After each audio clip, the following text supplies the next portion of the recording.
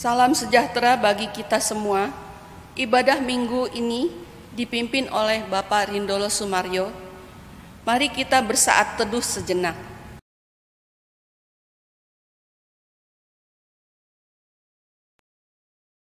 Mari kita bangkit berdiri. Marilah kita memasuki ibadah dengan menyatakan dan meyakini apa yang dikatakan Mazmur 23 ayat 1-3, Tuhan adalah gembalaku, takkan kekurangan aku. Ia membaringkan aku di padang yang berumput hijau. Ia membimbing aku ke air yang tenang. Ia menyegarkan jiwaku. Ia menuntun aku di jalan yang benar oleh karena namanya. Tuhan Yesus sebagai gembala dan kita sebagai dombanya menghendaki supaya kita mendengarkan suaranya dan mentaatinya.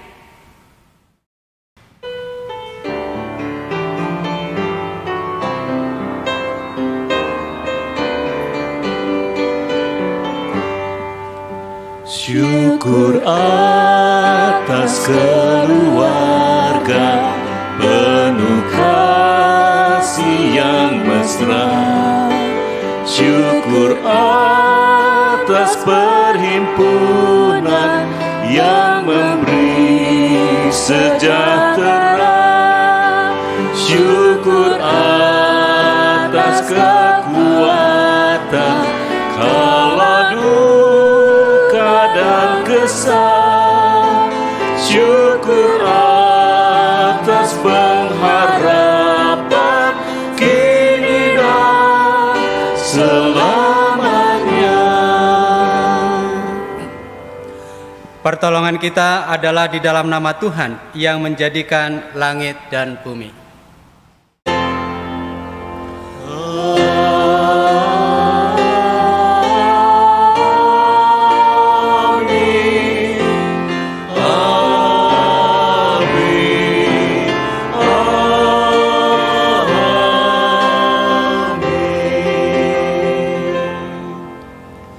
Kasih karunia dan damai sejahtera dari Allah Bapa di dalam Yesus Kristus dengan perantaraan Roh Kudus menyertai saudara sekalian.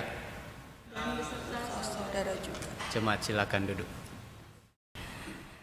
Ketika manusia tidak mendengarkan Tuhan, maka penderitaan menanti. Demikianlah kita membaca kisah penderitaan pertama manusia yang berawal dari manusia yang lebih mendengarkan suara ular ketimbang Tuhan. Ular itu berkata kepada perempuan itu, "Tentulah Allah berfirman, semua pohon dalam taman ini jangan kamu makan buahnya."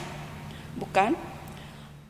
Lalu sahut perempuan itu kepada ular itu, "Buah pohon-pohonan dalam taman ini boleh kami makan, tetapi tentang buah pohon yang ada di tengah-tengah taman Allah berfirman, jangan kamu makan ataupun raba buah itu, nanti kamu mati."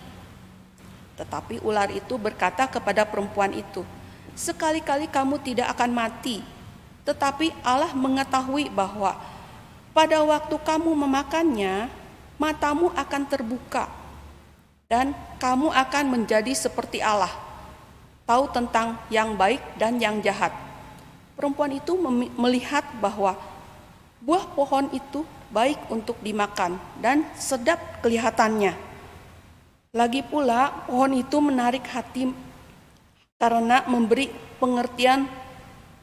Lalu ia mengambil dari buahnya dan memakannya, dan diberikannya juga kepada suaminya yang bersama-sama dengan dia. Dan suaminya pun memakannya. Kejadian 3 ayat 1-6. Mari kita belajar mendengarkan Tuhan.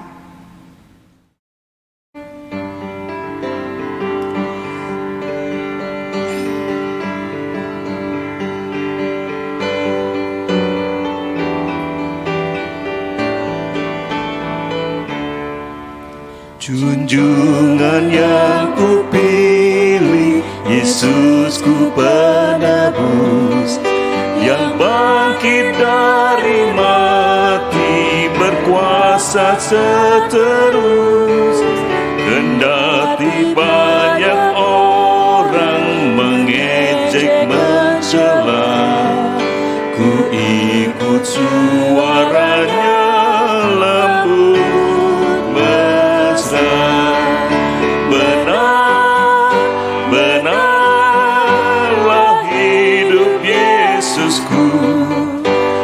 bersamaku di jalanku, suaranya ku dengar. Benar, benarlah hidup Yesusku, di mana Dia ku dengar, di dalam hatiku.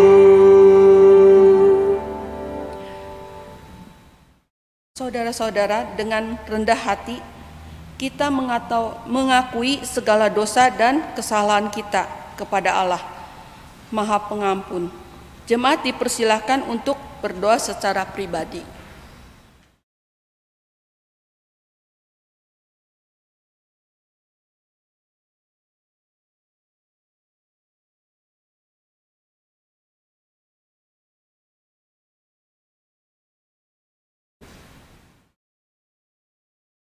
Ampunilah kami ya Tuhan, yang seringkali tidak mendengarkan suara-Mu, malah lebih mendengarkan suara lainnya. Ampunilah kami ya Tuhan, yang seringkali mengabaikan panggilan Tuhan. Ampunilah kami yang berdosa ini, dan tolonglah kami, agar kami dimampukan untuk mendengarkan dan melakukan perintah-Mu. Dalam Kristus Yesus kami berdoa. Amin.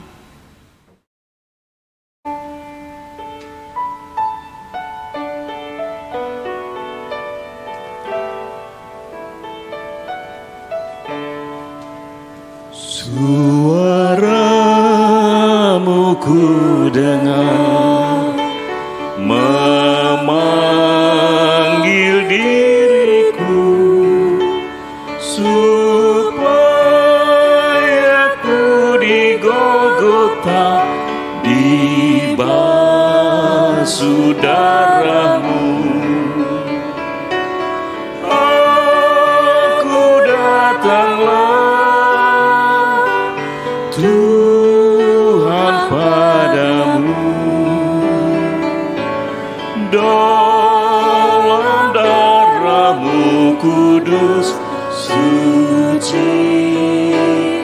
diriku.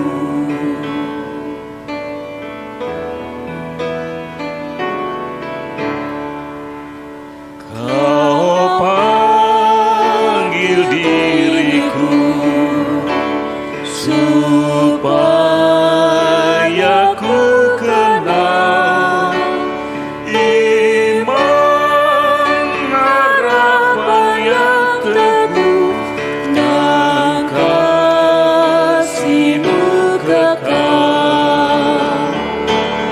Aku datanglah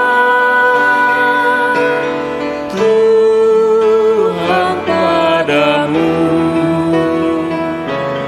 dalam darah-Mu kudus, sucikan diriku.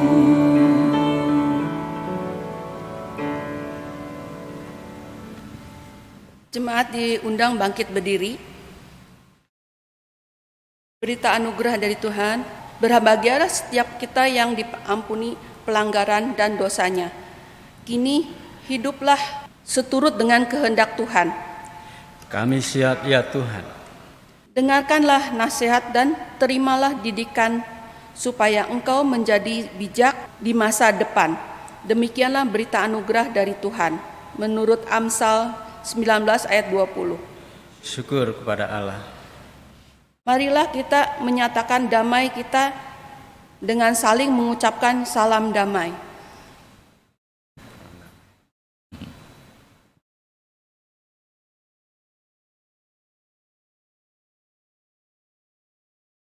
Marilah dengan sukacita kita sambut anugerah yang Tuhan berikan dengan menyanyikan "Ku dengar panggilan Tuhan".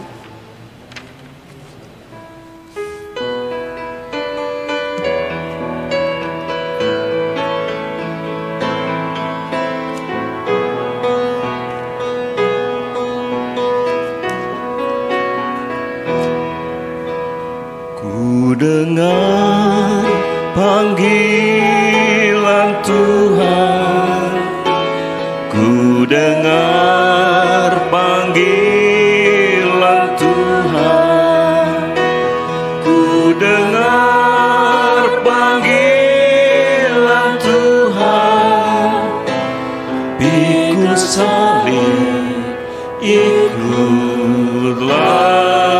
aku.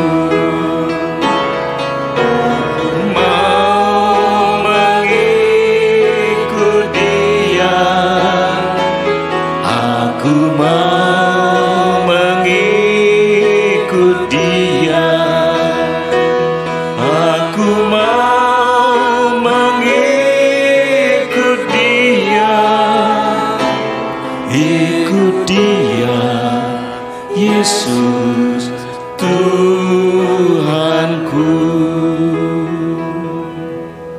Jemaat silakan duduk. Bapak, Ibu, dan saudara-saudara, sebelum kita membaca bagian firman Tuhan dan kita merenungkannya, mari kita berdoa. Bapa yang kami kenal, yang kami muliakan di dalam Yesus Kristus, pada pagi hari ini ya Tuhan, kami mau mendengarkan apa yang Tuhan mau sampaikan bagi kami melalui kebenaran firman Tuhan ini. Berilah hati, telinga, mata rohani kami untuk kami sungguh-sungguh mau mendengarkan, mau memperhatikan setiap kata demi kata yang Tuhan mau sampaikan bagi kami. Biarlah kebenaran firman Tuhan ini akan menjadi bagian di dalam kehidupan kami, mewarnai dan menguasai perjalanan hidup kami ke depan. Tolonglah kami ya Tuhan, supaya kami bukan hanya mau mendengar, tetapi juga dimampukan untuk menghidupi firman ini dan melakukannya di dalam kehidupan kami sehari-hari. Berbicaralah kepada kami ya Tuhan, karena kami siap untuk mendengar. Di dalam Yesus Kristus, firman yang hidup, kami berdoa. Amin. Bapak, Ibu, dan saudara, mari kita membaca bagian firman Tuhan yang diambil dari Matius pasal 22 ayat 1 sampai ayat yang ke-14. Injil Matius pasal 22 ayat 1 sampai ayat yang ke-14, demikian bunyi firman Tuhan. Perumpamaan tentang perjamuan kawin. Lalu Yesus berbicara pula dalam perumpamaan kepada mereka. Hal kerajaan surga seumpama seorang raja yang mengadakan perjamuan kawin untuk anaknya.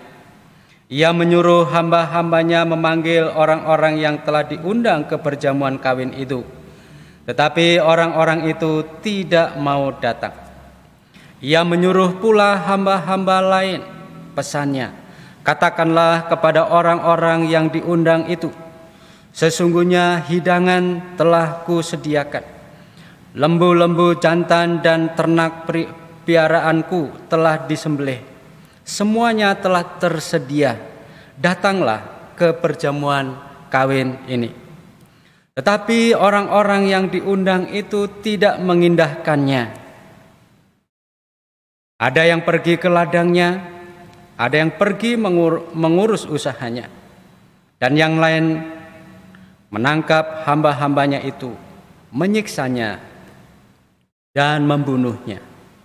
Maka murkalah raja itu, lalu menyuruh pasukannya ke sana untuk membinasakan pembunuh-pembunuh itu dan membakar kota mereka. Sesudah itu ia berkata kepada hamba-hambanya, perjamuan kawin telah tersedia, tetapi orang-orang yang diundang tadi tidak layak untuk itu. Sebab itu pergilah ke persimpangan-persimpangan jalan dan undanglah setiap orang yang kamu jumpai di sana ke perjamuan kawin itu. Maka pergilah hamba-hamba itu dan mereka mengumpulkan semua orang yang dijumpainya di jalan-jalan, orang-orang jahat dan orang-orang baik, sehingga penuhlah ruangan perjamuan kawin itu dengan tamu. Ketika raja itu masuk untuk bertemu dengan tamu-tamu itu, ia melihat seorang yang tidak berpakaian pesta. Ia berkata kepadanya, hai saudara, bagaimana engkau masuk kemari dengan tidak mengenakan pakaian pesta. Tetapi orang itu diam saja. Lalu kata raja itu kepada hamba-hambanya, ikatlah kaki dan tangannya, dan campakkanlah orang itu ke dalam kegelapan yang paling gelap. Di sanalah akan terdapat ratap dan kertak gigi. Sebab banyak yang dipanggil, tetapi sedikit yang dipilih. Demikianlah Injil Yesus Kristus. Berbahagialah mereka yang mendengarnya dan yang memeliharanya. Haleluya. Haleluya. Haleluya. Haleluya.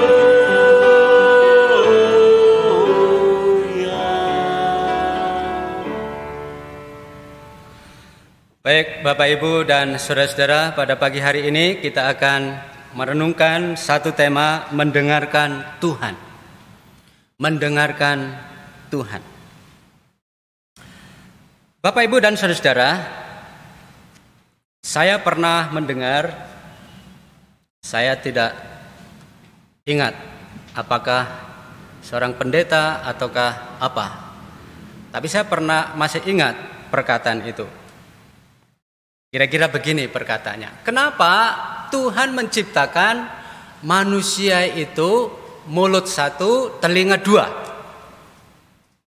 Nah, pasti ada maksud. Ya, nanti silakan Bapak Ibu setuju atau tidak setuju. Tapi saya pinjam dengan perkataan itu. Jadi supaya mulut satu itu sedikit berbicara dan telinga dua supaya lebih banyak mendengar. Lebih banyak mendengar. Rupa-rupanya mendengarkan itu menjadi persoalan klasik dari generasi ke generasi, bahkan sampai saat ini pun sulit sekali mencari orang yang menjadi pendengar yang baik. Tapi sebagai pembicara yang baik banyak. Tapi pendengar yang baik sulit untuk didapatkan. Nah, pada saat ini kita diajak untuk mendengarkan Tuhan. Mendengarkan Tuhan.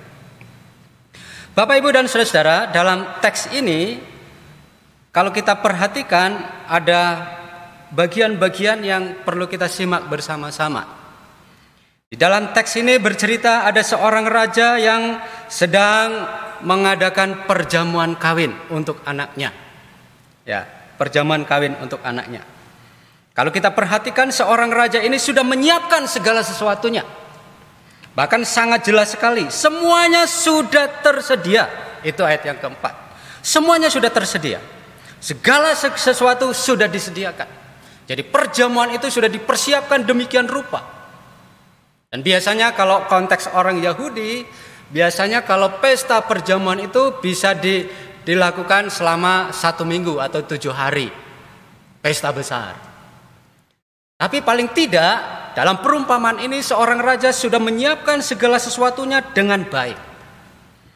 Nah, kemudian teks ini bercerita, kemudian seorang raja ini mengutus hamba-hambanya untuk mengundang. Biasanya kalau dalam konteks perjamuan undangan ini, yang diundang adalah orang yang memiliki relasi khusus. Orang yang dekat hubungannya. Ya, orang yang kenal dekat, orang yang punya relasi dengan baik, dan biasanya itu diundang. Kemudian orang yang dianggap dituakan biasanya diundang. Seperti itu. Nah, kemudian hamba-hamba ini pergi. Nah, pergi dan ternyata yang diundang justru tidak datang. Ya. Respon para undangan ini kalau kita perhatikan di dalam ayat yang ke-5 sampai ayat yang ke-6, respon yang pertama tidak mengabaikan. Ya, pokoknya diabaikan begitu saja. Tidak menganggap undangan itu serius gitu ya. Diabaikan. Kemudian respon yang berikutnya tidak mau datang dengan berbagai-bagai alasan. Kalau di dalam Lukas pasal yang ke-14 banyak sekali alasannya. Maaf, saya tidak bisa datang karena saya baru membeli sepasang lembu dan seterusnya. Saya harus ngurus ini. Maaf, saya tidak bisa datang karena saya harus pergi ke ladang. Maaf, saya tidak bisa datang karena saya harus menyelesaikan urusan-urusan yang lain. Itu di dalam Lukas pasal yang ke-14. Jadi banyak alasan-alasan yang diungkapkan untuk tidak datang. Dan yang lebih sadis lagi dalam bagian ini diceritakan, para undangan justru menangkap dan menyiksa, bahkan membunuh para utusan dari raja itu. Bapak, Ibu, dan saudara, itulah kira-kira responnya. Respon orang-orang yang diundang, mengabaikan, tidak menganggap undangan itu, tidak mau datang, banyak alasan, bahkan melakukan perlawanan, membunuh para utusan sang raja itu. Kemudian kalau kita perhatikan di dalam ayat yang ke-7 sampai ayat yang ke-9, ini respon dari sang raja yang menyelenggarakan undangan itu.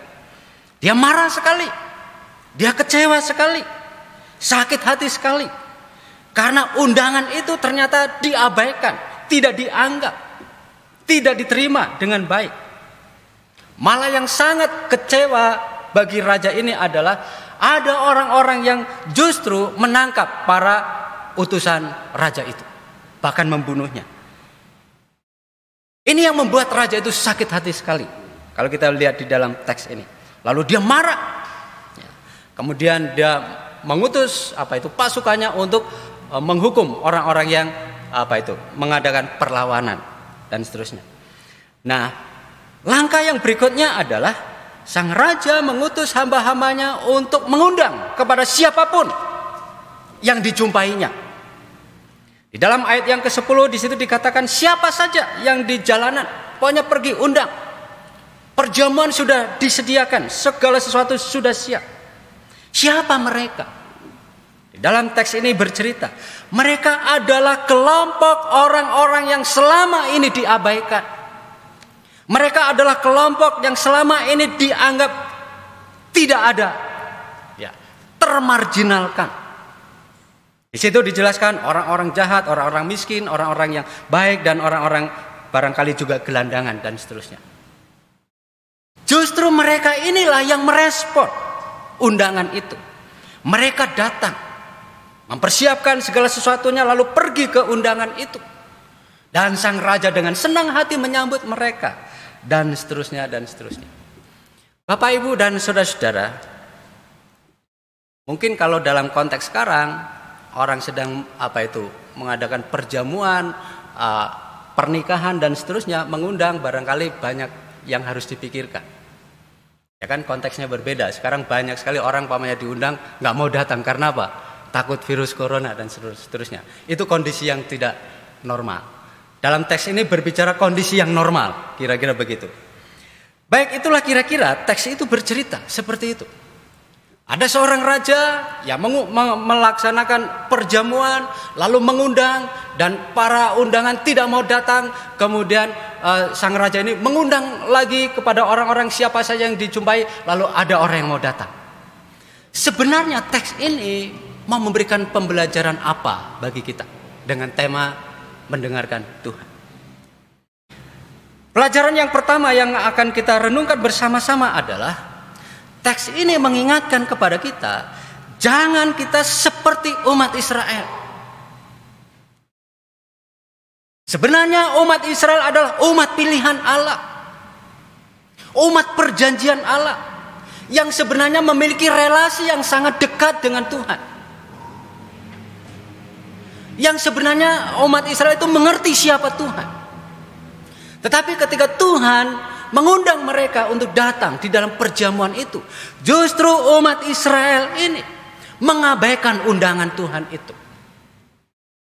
Bukan hanya mengabaikan undangan, mereka sibuk dengan segala urusan mereka sendiri. Tuhan tidak dianggap ada. Tidak mau mendengarkan apa yang Tuhan mau sampaikan. Bahkan di dalam teks itu bercerita, justru umat Israel itu sendiri membunuh para nabi, menangkap para nabi sebagai utusan Tuhan, lalu membunuhnya. Itulah orang Israel. Mestinya orang Israel adalah orang yang pertama kali menyambut undangan itu, mendengarkan suara Tuhan itu. Tetapi justru dalam teks ini menceritakan umat Israel mengabaikannya, bahkan melawan undangan Tuhan itu.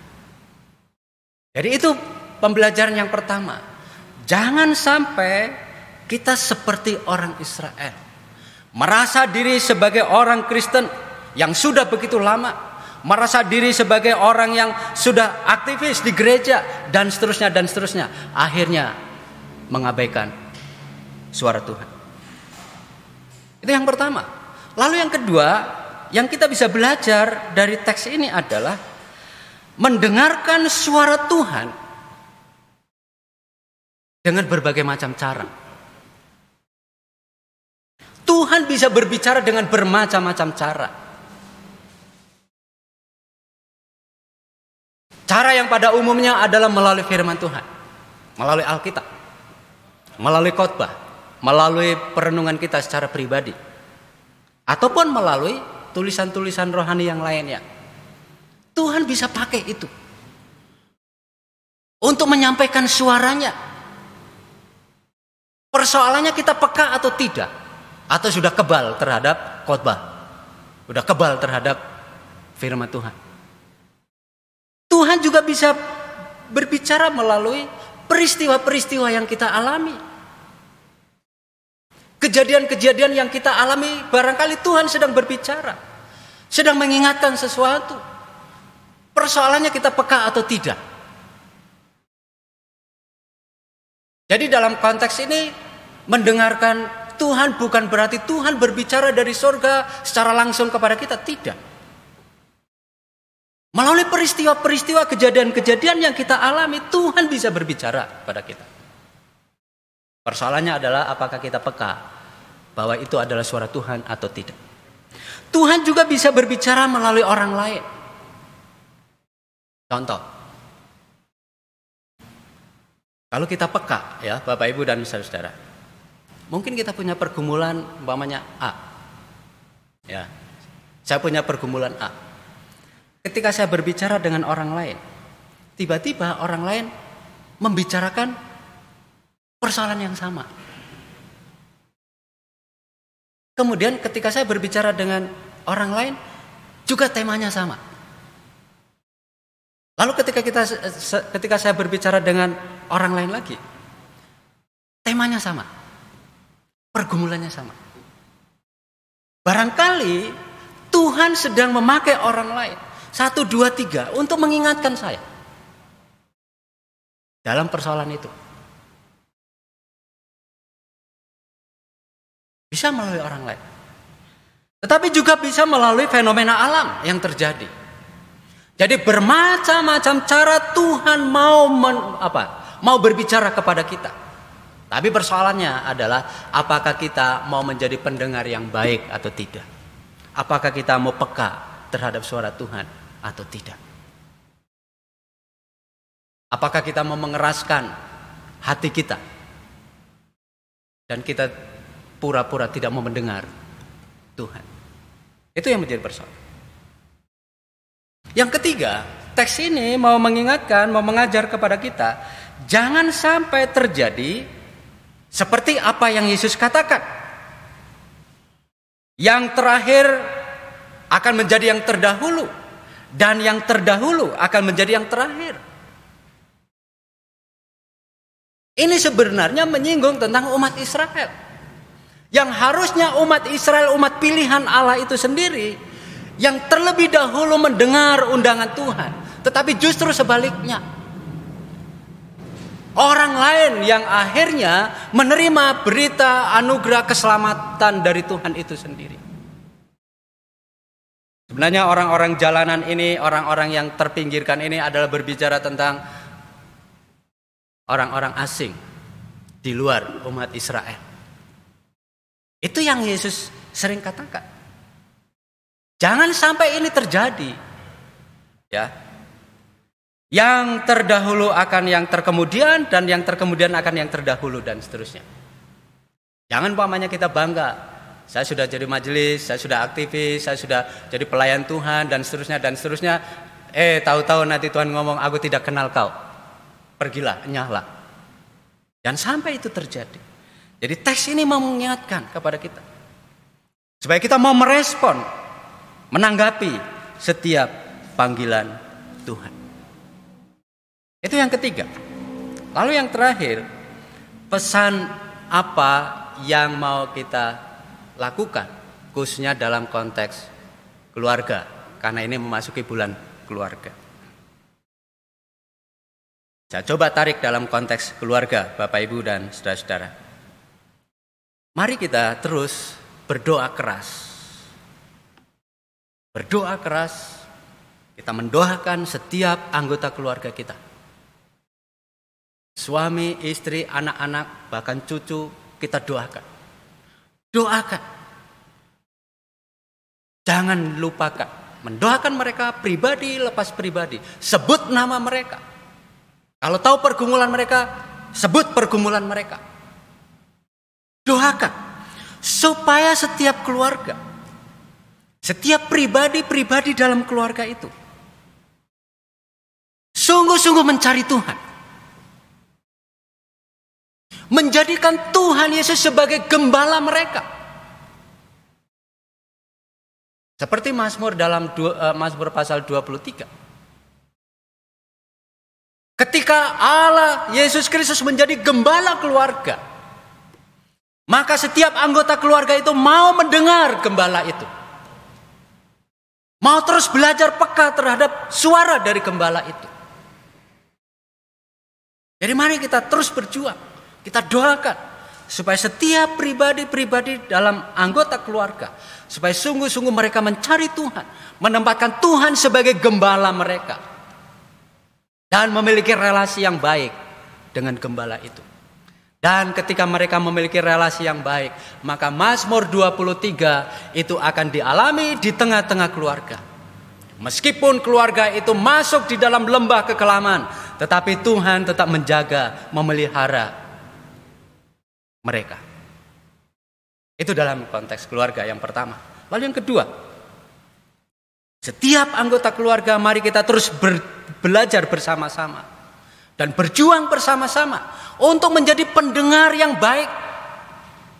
Bukan menjadi pembicara yang baik, bukan. Menjadi pendengar yang baik. Kenapa? Kenapa harus terus belajar menjadi pendengar yang baik? Karena saat ini sulit sekali mencari orang yang menjadi pendengar yang baik. Tetapi pembicara yang baik banyak. Kenapa kita harus menjadi pendengar yang baik bagi setiap anggota keluarga? Karena setiap orang membutuhkan untuk didengar. Baik itu suami, baik itu istri, baik itu anak, baik itu kakak, baik itu adik, siapapun. Mereka membutuhkan untuk didengar. Tapi persoalannya tidak ada orang yang menjadi pendengar yang baik. Sementara kebutuhan untuk didengar besar sekali. Mari kita belajar bersama-sama menjadi pendengar yang baik. Contoh, seorang anak yang sedang sekolah. Kita tidak tahu waktu kita ngantar anak ke sekolah, anak ada masalah apa dengan teman di sekolah. Jangan-jangan dia lagi dibully. Ya kan? Kita tidak tahu. Jangan-jangan dia lagi bermasalah relasinya dengan guru. Dia merasa down, dia merasa sakit hati dengan guru karena dia marah-marahin dia di depan anak-anak yang lain. Oh, sakit hati sekali. Belum dengan masalah PR, pekerjaan-pekerjaan, tugas-tugas yang harus dikerjakan. Itu baru anak. Anak saja punya segudang persoalan itu, problem itu. Lah kalau banyak anak pulang dari sekolah dengan banyak pergumulan seperti itu, di rumah tidak ada yang mau mendengar. Kasihan sekali.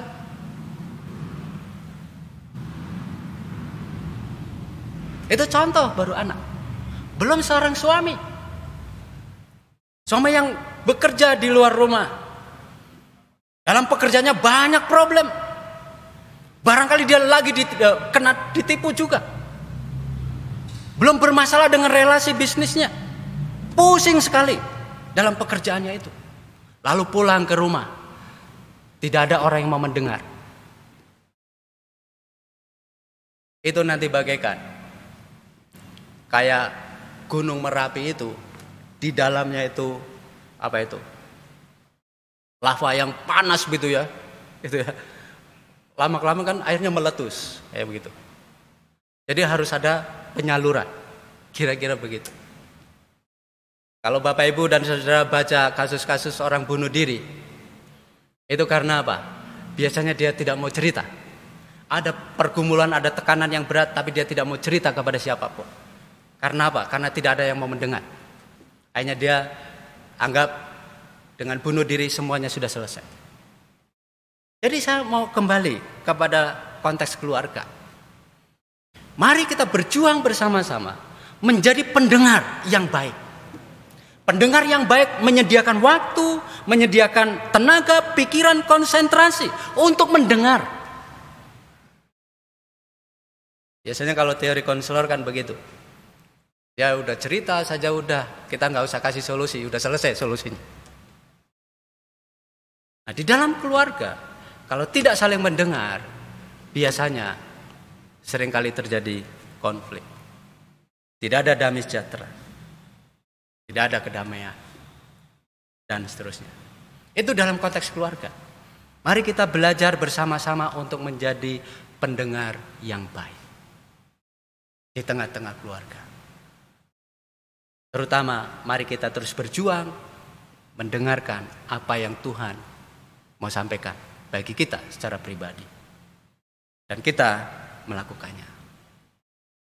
Kiranya firman Tuhan ini boleh menjadi berkat bagi kita semua. Kita mau menjadi pendengar yang baik, bukan pembicara yang baik. Menjadi pendengar apa yang Tuhan mau sampaikan bagi kita, pendengar bagi keluarga kita masing-masing. Tuhan memberkati. Amin. Mari kita saat teduh.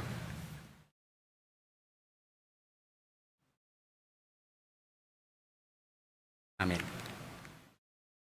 Kita akan mendengarkan persembahan pujian dari keluarga Bapak Inal. Ya, silakan Pak.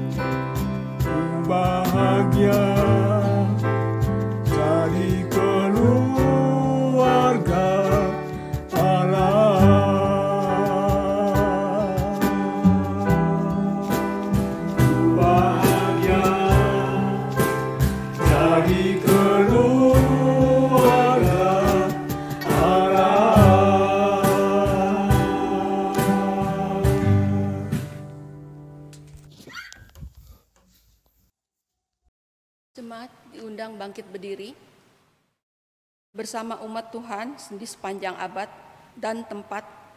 Marilah kita memperbaharui iman percaya kepada Allah Trinitas dengan mengucapkan pengakuan iman rasuli kita.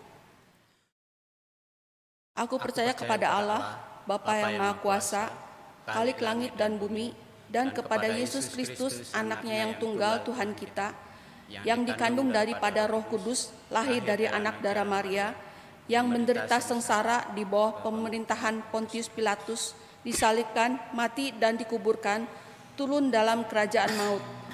Pada hari yang ketiga, bangkit pula di antara orang mati, naik ke surga, duduk di sebelah kanan Allah, Bapa yang Maha Kuasa. Dan dari sana ia akan datang untuk menghakimi orang yang hidup dan yang mati. Aku percaya pada Roh Kudus, gereja yang kudus dan am, persekutuan orang kudus, pengampunan dosa, kebangkitan orang mati, dan hidup yang kekal. Amin. Jemaat dipersilakan duduk kembali. Majelis jemaat mengucapkan selamat ulang tahun bagi anggota jemaat dan simpatisan yang berulang tahun pada tanggal 5 sampai 11 Oktober.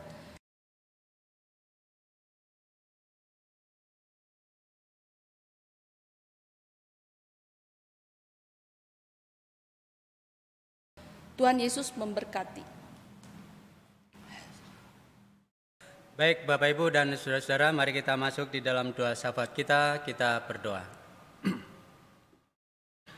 Bapa, kami bersyukur Engkau yang sudah berbicara kepada kami melalui kebenaran firman Tuhan, yang mengingatkan kami supaya kami menjadi pribadi-pribadi yang siap sedia untuk mendengar apa yang Tuhan mau sampaikan bagi kami. Dan biarlah kami juga bukan hanya mendengar, tetapi juga menjadi pelaku apa yang Tuhan sampaikan bagi kami. Terima kasih ya Tuhan untuk firman-Mu ini. Bapa, pada saat ini kami mau bersyukur bersama-sama dengan saudara-saudara kami yang berulang tahun dari tanggal 5 sampai tanggal 11 pada hari ini. Kami yakin dan percaya bahwa Tuhan yang memberkati, menolong, menyertai perjalanan hidup mereka selama 1 tahun ini. Mereka boleh ada sebagaimana ada pada saat ini. Kami percaya bahwa Tuhan yang mengerjakan semuanya. Dan kami berdoa untuk hari-hari mendatang, kiranya Tuhan yang akan menolong dan memberkatinya.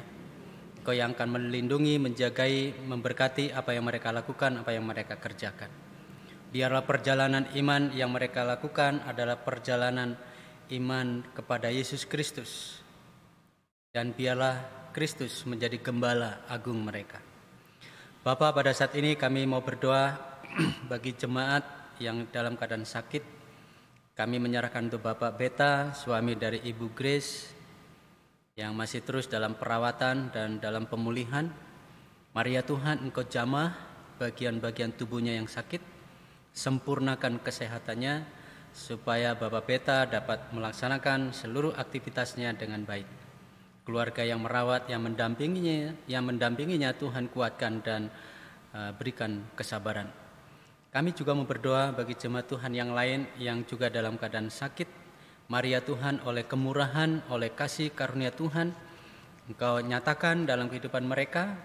Biarlah mereka juga boleh mengalami kuasa Tuhan di dalam sakit penyakit yang mereka hadapi saat ini.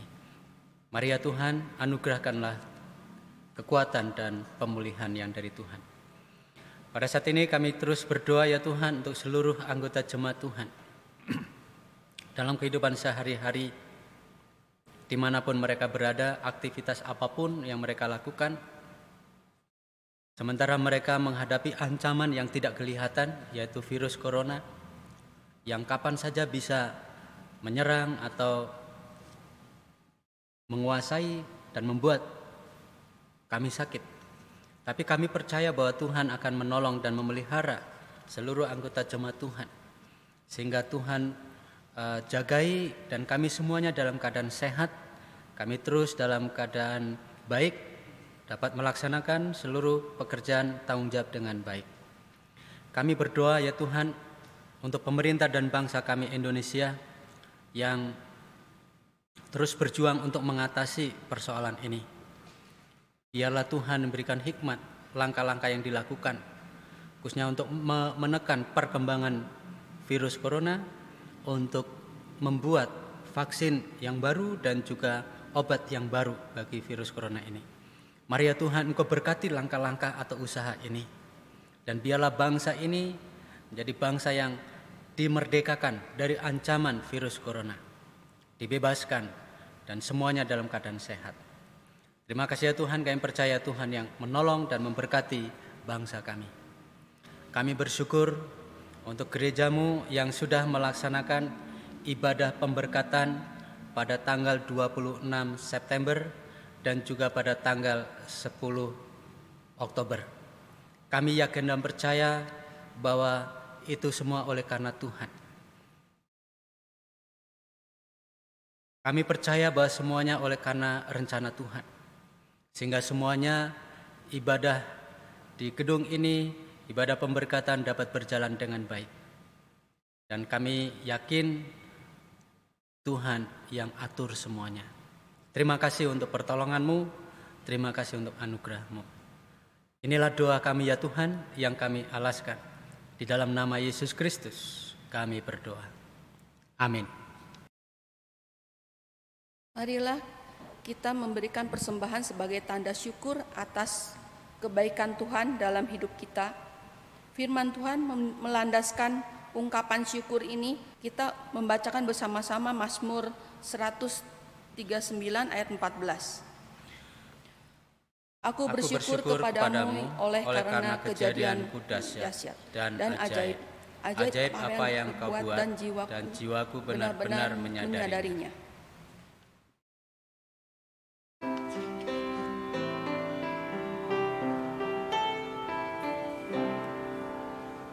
Mari bersyukur semua atas kebajikan Tuhan, kasih perjanjiannya sungguh nyata selamanya.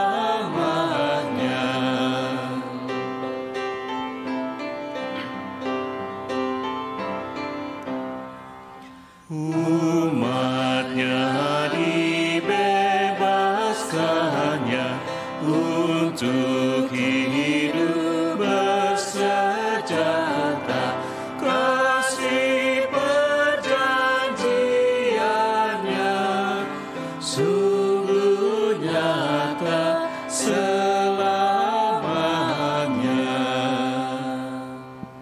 Jemaat, kami undang bangkit berdiri. Kita berdoa persembahan ini.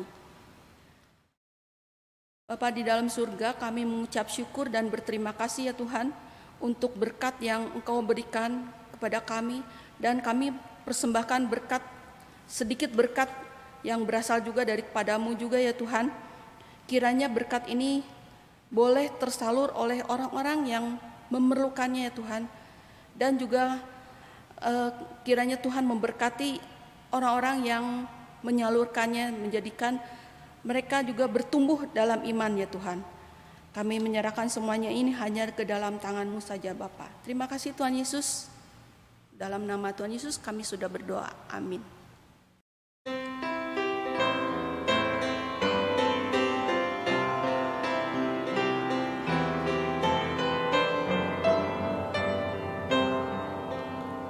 Berbahagia tiap rumah tangga di mana kaulah tamu yang tetap dan merasakan tiap sukacita tanpa Tuhan yang dalam langkah, di mana Maria menyambutmu dan memandangmu dengan berseri. Tiap anggota menanti sabdamu dan taat akan firman yang kau beri.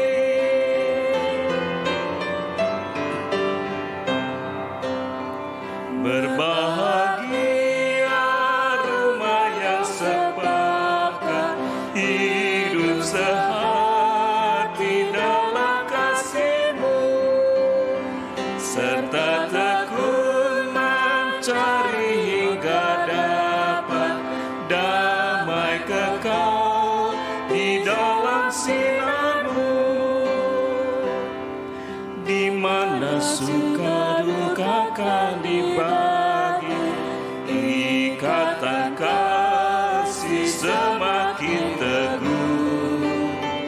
Di luar Tuhan tidak ada lagi yang dapat memberi berkat penuh. Jemaat yang dikasihi Tuhan Yesus Kristus, arahkanlah hatimu kepada Tuhan. Kami mengarahkan hati kami kepada Tuhan. Dengarkanlah suara Tuhan melalui firman-Nya. Kami siap mendengarkan. Berlakukanlah firman Tuhan di tengah kehidupan keluarga.